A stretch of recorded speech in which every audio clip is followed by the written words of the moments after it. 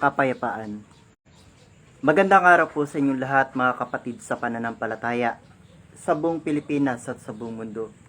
Naririto na naman po kami, ang Kingdom of Heaven in the Holy Nations of God, para sa isa na namang paghahayag ng aming pong pastor. Ang tunay na sugo ng Diyos sa ating kapanahunan ngayon ay pinagkaloob ng ating Panginoong Diyos ng ayon sa kanyang kalooban.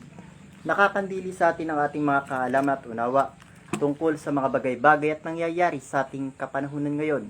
Mga hiwaga, talinghaga at misteryo ng ating banal na kasulatan. Lahat po yan ay isasaysay ng ating pong pastor. Dahil ang karunungan at kapangyarihan ng ating pong Panginoong Diyos ay taglay-taglay po ng ating pastor. Ang may pakinig ay makinig sa sinasabi ng tunay na sugo ng Diyos sa ating kapanahunan ngayon. Narito po si Pastor Leonides. Alright, magandang umaga, Pilipinas. Yung bati ni Pablo, saka Galacia, Pilipinas, na mga, ano tawag doon? Mangmang. Mangmang na mga Pilipino, Colosas 3:1. Natutupad na ang kamangmangan ng Pilipino. Galacia po, Galacia 3:1. Okay. Galacia, Kapitulo 3, talatang 1. O mangmang na't mga taga-Galacia. Ano po? Pilipinas. Hindi naman tayo taga-Galacia. Taga-Pilipinas tayo. Ulitin ko po. O mga mangmang na taga-Pilipinas. Sino ang mga nagsigayuma sa inyo? Nasa harapan ng inyong mga matay si Jesucristo na nakapunta ay maliwanag na inihayag.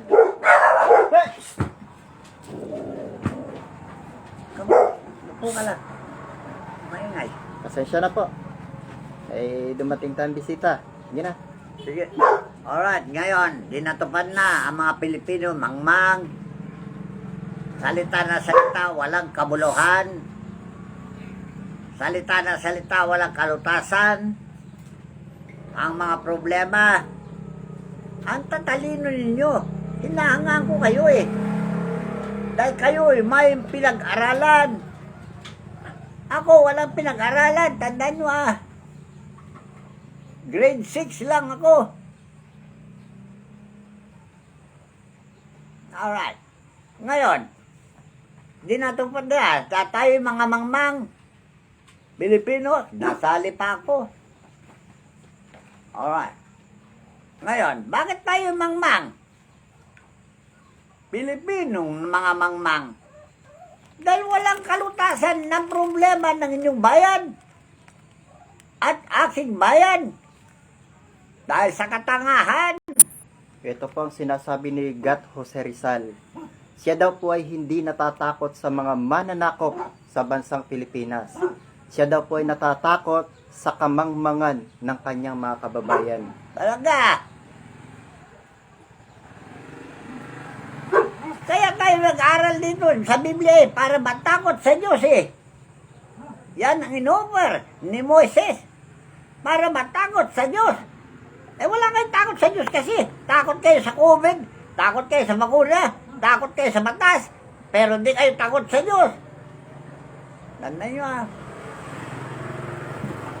Sino sa inyo ang takot sa Diyos ngayon? Wala. Ni saman sa inyo, wala ako narinig na bigkas ng inyong bibig. Kahit na sino pinakamatalino na narinig ko naghayag sa media. Wala nabanggit tungkol sa batas ng Diyos. Tandaan nyo, bobo kayo talaga. Ang makakalutas yan, sinabi ko sa inyo, batas ng Diyos. Yun ang sinasabi ni Haring Solomon. Haring Solomon. Ito At po. binigkas ngayon yung ministro ng Iglesia ni Cristo. Ano pangalan? Michael Sandoval. Michael Sandoval. Inahangaan kita. Dahil napakarunong mo, napakahusay mo magsalita. Pero ang pangahulugan mo sa iyong sinasalita, lahat ay mali. Inahangaan kita. Sa talino mo. Pero mali ang pagpapahulugan mo. Ibig sabihin po, nagtatalupati lang. Para ka batingaw na malingaw. Walang direksyon ang sinasabi mo. dalang kalutasan ng problema ng mundo. Ito ang sinabi ni Jesus. Hanapin muna ninyo ang kanyang kaharian at ang kanyang katuwiran, at lahat na mga bagay na yan ay idadagdag ko sa inyo. Bakit? Ang problema nyo, krisis sa buhay, di ba? Walang makain, walang pagkain, at sa lahat sa pagkain, yan ang kinababalisan sa katauhan. Di ba? Pagkain, makakain, kayamanan. Ano sabi ni Jesus? Alam ng Ama na kailangan nyo lahat yan eh. Pero hanapin muna ninyo ang kanyang kaharian at ang kanyang katuwiran, at lahat ng mga bagay na yan ay pawang idaragdag ko sa inyo. Alam ninyo, bakit? Hindi ang Diyos natin, hindi tanga na kamukha natin. Alam niya, bago pa nyo hingin ng isang bagay, alam niya, kailangan nyo yan din eh. Kaya na ang kondisyon, hanapin muna nyo ang kanyang kaharian. Dahil yan ang utos ng Diyos sa mga bibig ng mga propeta noong unang panahon, doon sa, ano yun? Sa Panyas 2:1. Zephanias, Kapitulo 2, talatang 1. Ang bayan ay pinagsabihan na hanapin ang Panginoon. Kita niya. Hinanap ba ninyo ang Panginoon? Kayo mga Pilipino, buong daigdig. Hinanap ba ninyo ang Panginoon? Amerika, China, Korea, lahat ng bansa. Hinanap ba ninyo ang Diyos? Pera po hinanap ng tao. Pera hinanap nyo eh. Pagkakapirahan, Kayamanan. pagkakawartan. Yan ang tinatawag ni Kristo na Diyos-Diyosan. Tinatawag ni Pablo, Diyos-Diyosan. Yan ang sinasamba ninyo. Yang pera na yang pinagkagaluhan ninyo. Mga engot. Ay, pasensya nyo kung nasabi ko engot kayo Dahil engot kayo talaga. Ano meaning ng engot? Sabi santo ninyo sa akin Hindi ko pa alam. Expression ko lang yun.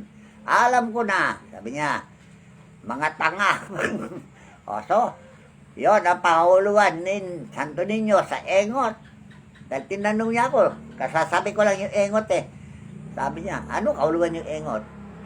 Hindi ko po alam. Expression lang po yun. Expression ko lang. Alam ko na. Sabi niya kung anong kahulugan ng engot. Mga tanga. See? Yun ang binigay niya kahulugan ng engot. Tanga. Tanga ba kayo talaga? Tanga kayo. Dahil hindi nyo hanapin ang kaharian ng Diyos. Asan ang kaharian ng Diyos? Sa langit. Makakyat ba kayo sa langit? Andun sa langit ang kaharian niya. Hindi na hanapin. Basta punta ka sa langit. Kung makarating ka sa langit, doon ka na. Pero kung hindi ka makarating sa langit, impyerno ka. Tandaan nyo gets yun na. Ngayon, yung tinuro ni Jesucristo na dasal, Ama namin, dumating nawa ang kaharian mo. Sundin namin ang loob mo. Kung paano sa langit, ganoon din sa lupa. Yun ang tinuro niyo dasal. Maliwanag ba?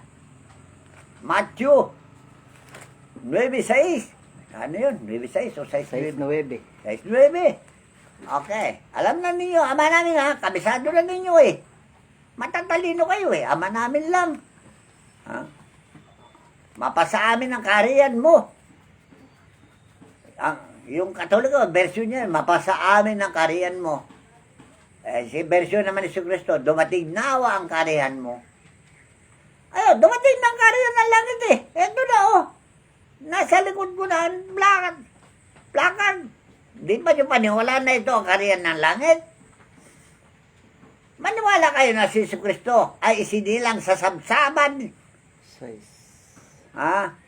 Ayon sa istorya ng mga Katoliko, isinilang sa sabsaban, di ba? Ayon sa Biblia, ganun din. Asan ang sabsaban? Pasabsaban. Ang pasabsaban na yan ay isang simbahan na pinagtalian ng mga hayop dahil piyesta na Jerusalem noon, ay walang nagsisimba dahil linggo. Kaya yung mga kamelyo nila, baka nila, asno nila, itinali doon sa simbahan at ginawang pasamsaman dahil pinuno ng dayami. Kaya na kumakain sila ng karne, yung alagan naman lang, kumakain ng dayami. Birhen Maria, manganganak ako, pwede ba makituloy? Alam nyo, nakalagay sa bahay, no vacancy, parang gano'n.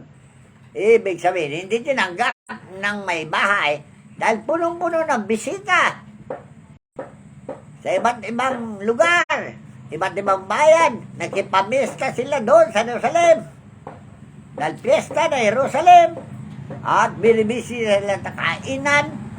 Kamukha ngayon, dumating ng karya ng langit. Hindi nyo alam dahil binibisi kayo sa kain-kain, material na pamumuhay. Diyan kayo naligaw sa inyong buhay. Hindi nyo alam, dumating na ang karya ng langit. Sino yung karya ng langit? Si Jesus. Okay na. Siya ang karya ng langit. At nagbunga siya na 12 iba't ibang bunga. Yun ang mga apostol at mga mananampalataya.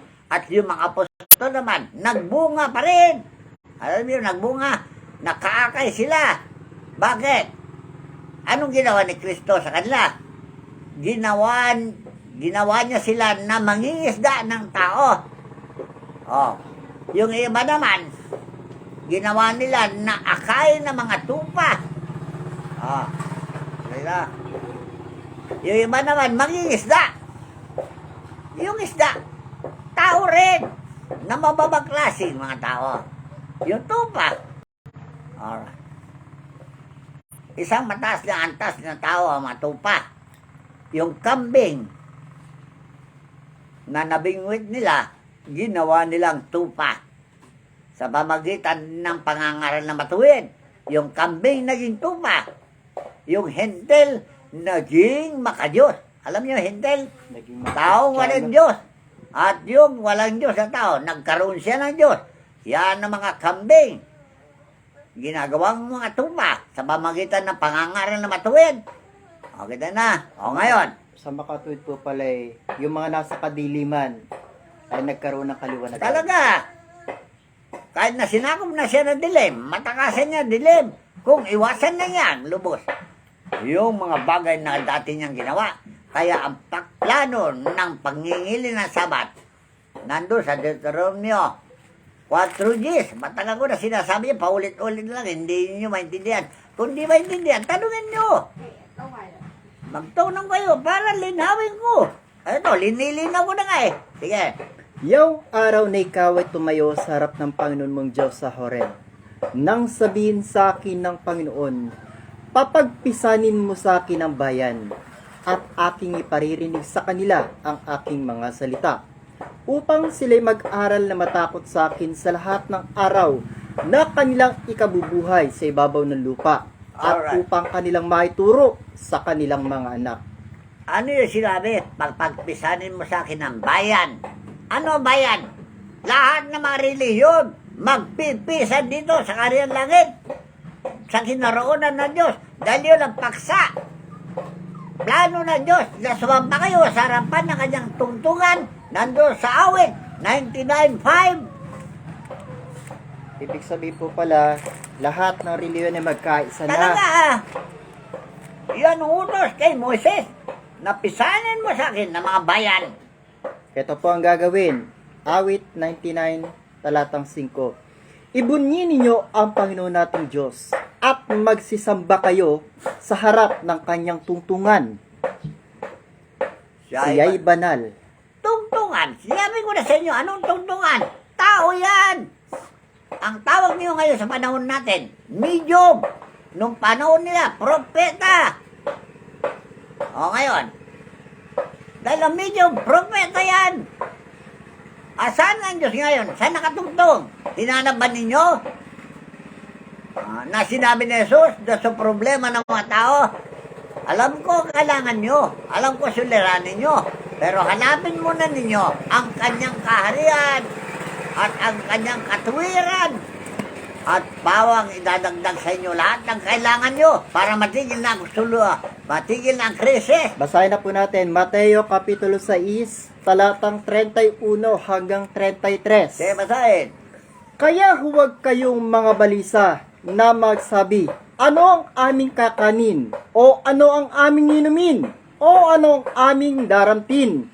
Sapagkat ang lahat ng mga bagay na ito ay siyang pinaghahanap ng mga hintil. Yamang talastas ng inyong ama sa kalangitan, na kinakailangan ninyo ang lahat ng mga bagay na ito.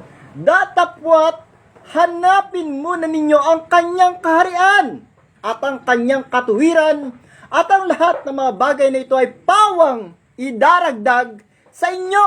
Oh, aliwanag yun Narinig ko lang na pahayag yan ni Sandoval. Nagpanggap naman Sandoval na yung iglesia nila siya ang kaharian ng Diyos. Napakamali po noon. Maling-mali. Wala pong espiritu Dahil ron. ito ang sinabi ni Kristo nung magdasal siya sa Diyos na lahat ng maibinigay mo sa akin, kung saan ako naroon, ay dumuon silang kasama ko. Dahil lahat ng relihiyon, binigay ng Diyos kay Hesus Kristo.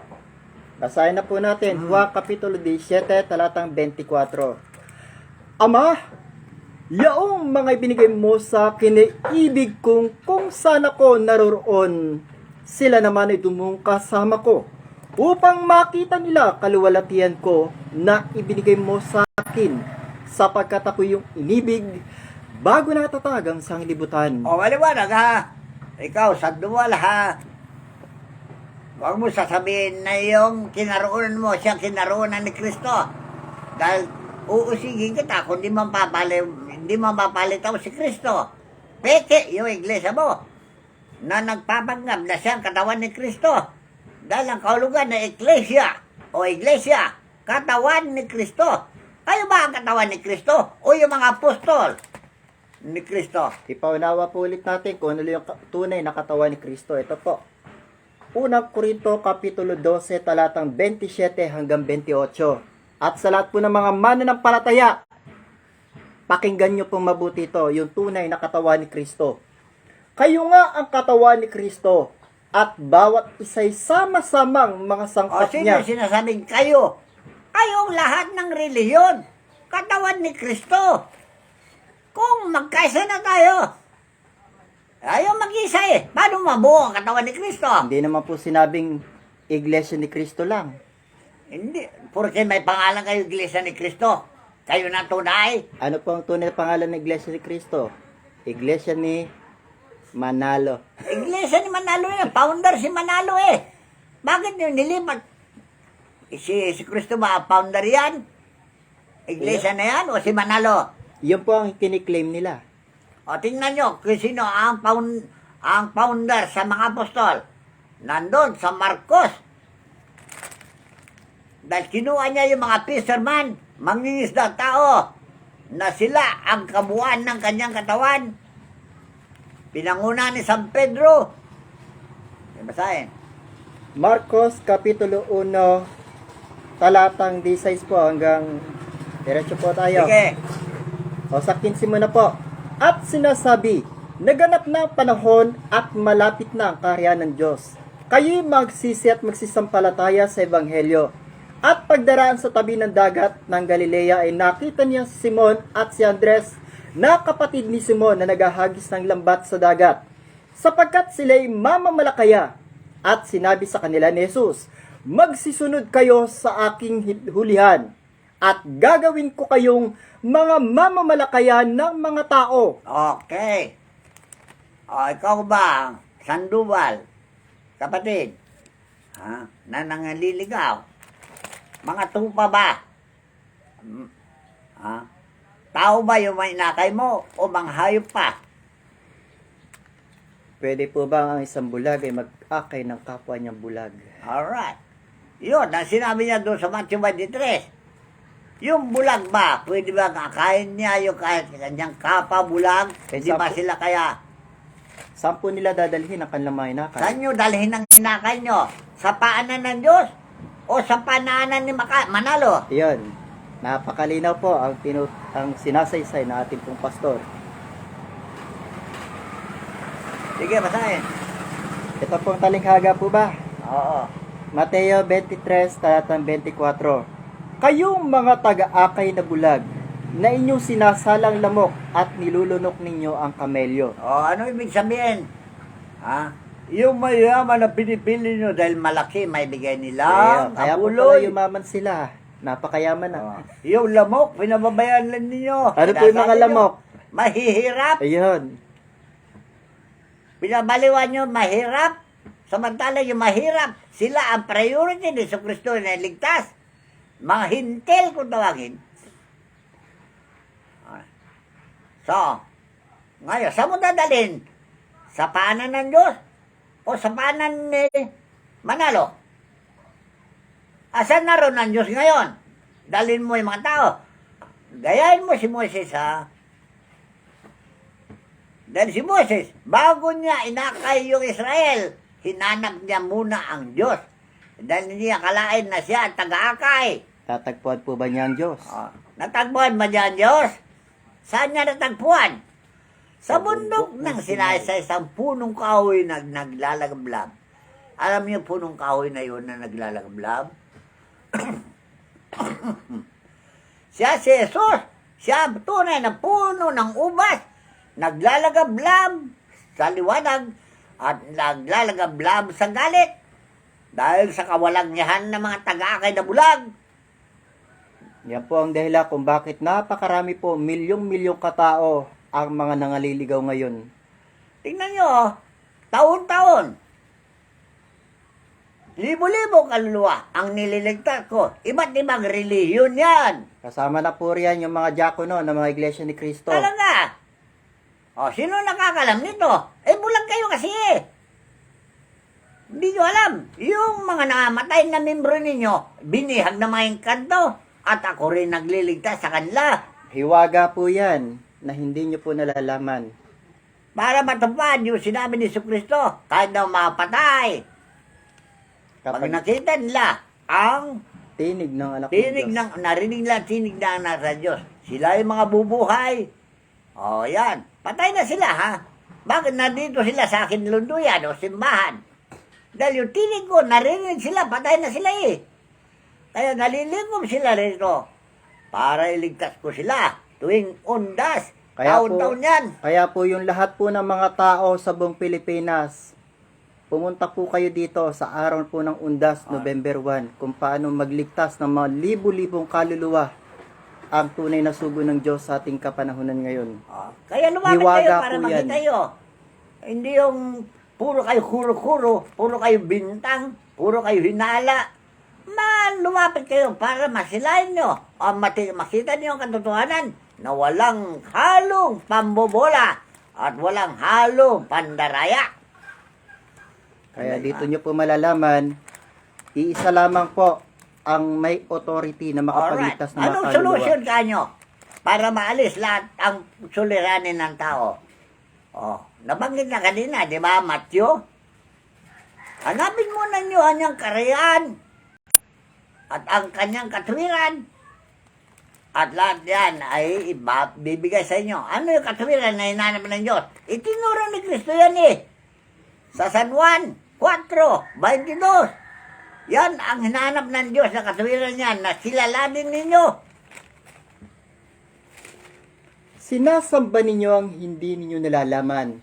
Sinasamba namin ang nalalaman namin. Kasi, Paano po ba, bakit po ba nasabi ng Panginoon na hindi nila nalalaman ang sinasamba nila? dala Diyos sa Espiritu. Banal na multo. Yan ang ibig sabihin ng Holy Spirit. Banal na multo.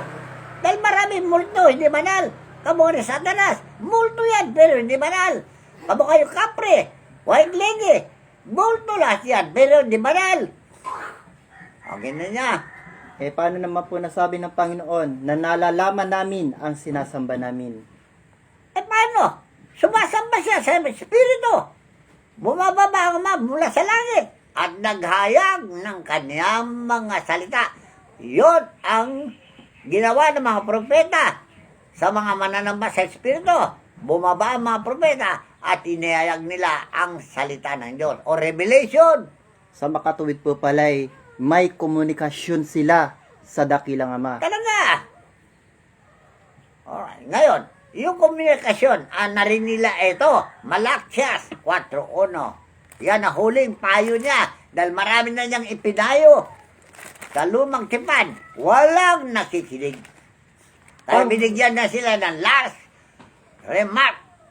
Pag hindi pa sila sumunod, patay na sila lahat. Sibasahin mo. Panghuling payo. Sapagkat narito ang araw ay dumarating na nagniningas na parang hurno, at ang lahat na palalo at ang lahat na nagsisigawa ng kasamaan. Oh, see? Lahat na. Kahit na hindi reliyoso, kahit na reliyoso, basta gumagawa na masama, yan ay mamamatay. Tandaan nyo, sige tuloy. Ay magiging parang dayami. Ay bakit po magiging parang dayami? Di ba man dayami? Sinusunog na eh.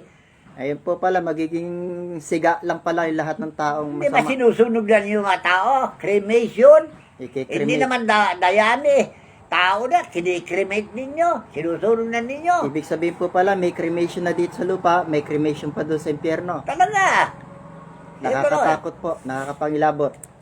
Ang araw na dumarating ay susunog sa kanila, sabi ng Panginoon na mahukbo, nanupat hindi mag-iiwan sa kanila ng kahit ugat ni sangaman. O, see? Maliwanag Talinghaga po papatayin yan. lahat ng tao na suwail sa 10 utos. Dahil yan ang hinahanap ng Diyos. Doon sa Matthew, San Juan 4:22. Hinahanap ng Ama na manamba kayo sa Espiritu. O, mayroon kayo Espiritu sa inyong iglesia. Romano, Katoliko. Mayroon bang Espiritu dyan na itinuro ni Jesus sa San Juan 4, ay San Juan 14:26? Ang dami yun dapat matutuhan yan at kilalanin eh. Asan yung Espiritu Santo na mangangaral na sinabi ni Jesus? Sino yung Espiritu Santo na mangangaral na yun na pinangako niya? Siya rin, yung pagbabalik niya. Hindi niya sila iniwanan. At sabi niya, Holy Spirit na siya. Banal na Espiritu na siya. At hindi nakilala ng mga tao dahil bulag sila. Wala silang pagitain, wala silang third eye. So, yan ang tinatawag na kabulagan.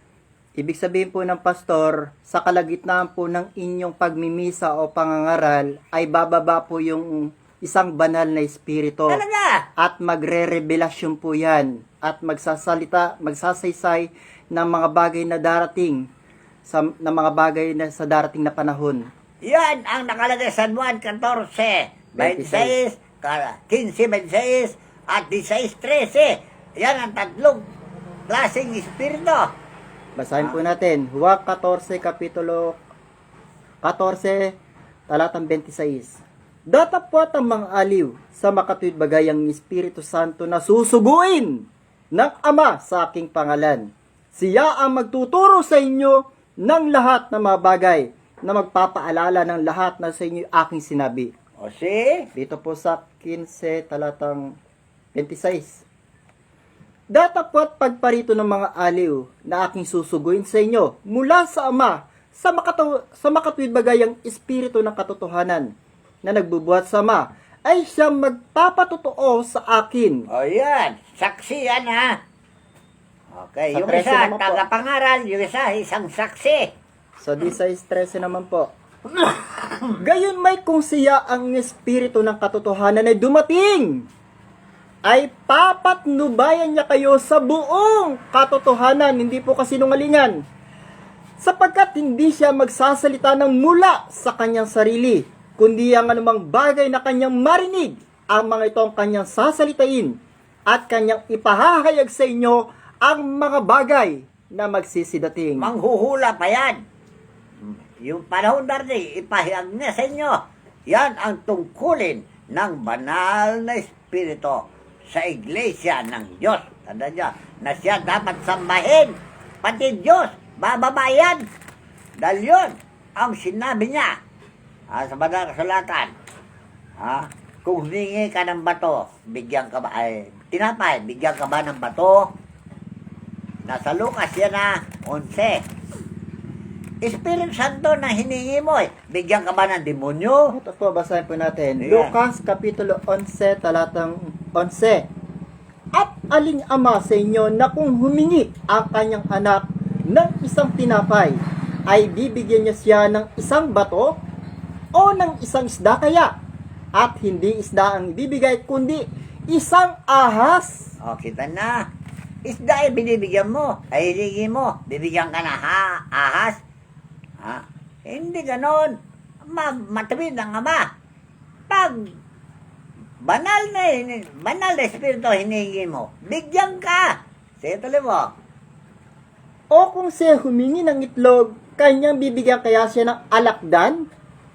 Kung kayo nga, bagaman masasama, ay marunong magbigay ng mabubuting kaloob sa inyong mga anak, gaano pa kaya ang inyong ama sa kalangitan na magbibigay ng Espiritu Santo na nagsisingi sa Kanya? Sa mga nagsisingi sa O, Kanya. ano hiningi nyo? Espiritu Santo ba o pera? O, binigyan kayo ng pera. Sino nagbigay ng pera sa inyo? Si Satanas. Nandun. Sa Matthew 8. Ay, 4:8. Dahil silamban nyo yung pera na Diyos-Diyosan. Nakaloob ni Satanas. Yan ang dahilan kung bakit kayo nagkaligaw-ligaw. Sa paghahangad sa kayamanan. Napaghangad nyo na makain araw-araw, hindi lang makain, busog na kayo, bilyonaryo na kayo, trilyonaryo kayo, wala pang kabusugan, matatako kayo talaga. Yun ang sabi ni Propeta Isaias. Isaiah 56, talatang 11. Oo, ang mga aso ay matatakaw. Sila'y kailanman ay walang kabusugan. At ang mga ito ay mga pastor na hindi nakakaunawa. Sila'y nagsilikong lahat sa kanilang sariling daan na mula sa lahat ng dako. Bawat isa'y sa kanyang pakinabang. O ano masasabi mo ngayon, Mr. Sandoval? Kapatid, matalino. Milyonaryo na po yan. Milyonaryo ka na, wala ka pang lumumpay, wala kang kabusugan. Asan yung Espiritu Santo na sinasamba mo? Na kinarunan ng Diyos, na sinasabi ng Biblia. Kung saan ako naroon, doon naman silang sumamba. Yun na sabi ni Jesus. Kung saan ako naroon, doon naman silang kasama ko. O wala. Nasaan si Kristo sa inyo? Hindi niyo may pakilala sa akin. Kung may pakilala niyo sa akin, sasamba ako niya sa inyo. Ay, Diyos ko rin yan eh.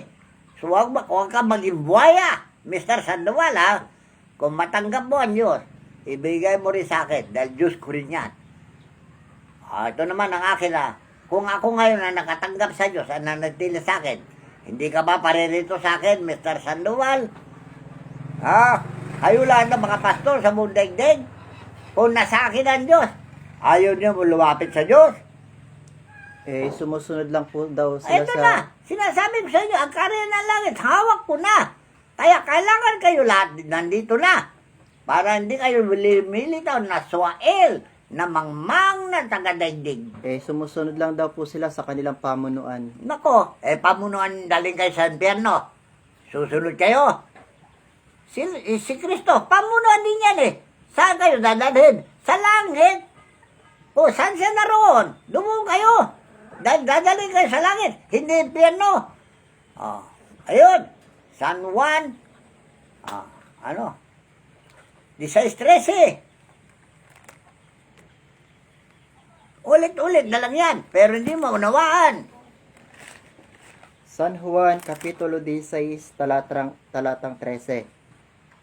Gayon may kung siya ang espiritu ng katotohanan na dumating, ay papatnubayan niya kayo sa buong katotohanan, sapagkat hindi siya magsasalita ng mula sa kanyang sarili, kundi ang anumang bagay na kanyang marinig, ang mga ito ang kanyang sasalitain, at kanyang ipahayag sa inyo ang mga bagay na magsisidating. Yan ang tungkulin ng espiritu ng katotohanan.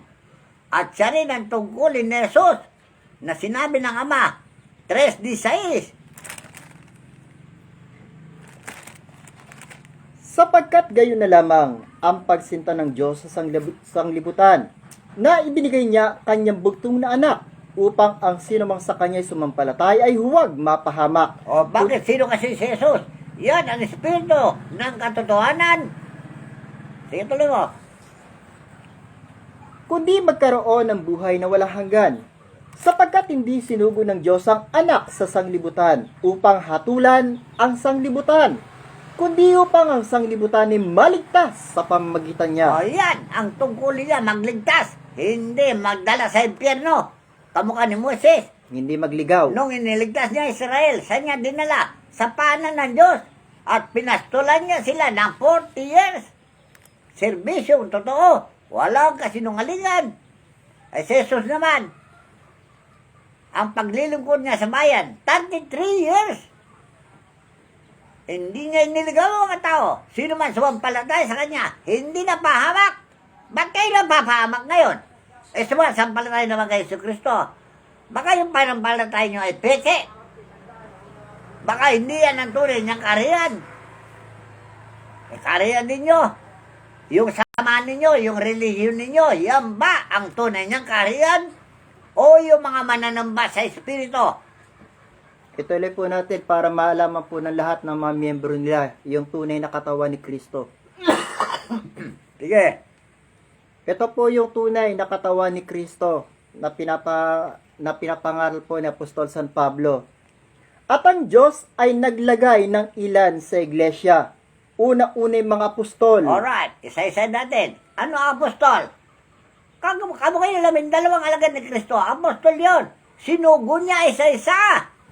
Sa bawat bayan, Ay, ano po ginagawa pagka sinusugo? nagpapagaling sila ng sakit. Ayun, napakalinaw po, nagpapagaling ng mga may sakit, Nandun sari-sari sa sakit. Matthew 10:1. Nakasulat na, di ba nyo naintindihan? Tapos kayo, pinuno kayo ng iglesia. Wala kayong kapangyarihan na makapagpalayas ng demonyo. Hindi kayo makapagpagaling ng sakit. Penge! Na iglesia yan. Ay, ano pong pribilehiyong matatanggap ng kanilang mga miyembro kung wala po silang mga kapangyarihan? Kapag nagkasakit ang mga miyembro nila. Pagdating ng Espiritu Santo, tanggapin nyo ang kapangyarihan niya na ibibigay niya sa inyo. Pag nagkasakit kayo, Yan po ang tunay na may iglesyang may espiritu ng Panginoon. Nandiyan po ang Panginoon, nakasubaybay, nakaagapay, nakapatnubay. talaga, yun ang pangako niya na hindi na tayo iiwan hanggang sa katapusan ng ating Ito po buhay. ang mas matindi sa kanila na dapat nilang malaman. Ikalaway mga propeta. Ito po. Sandali. Saglit lang po at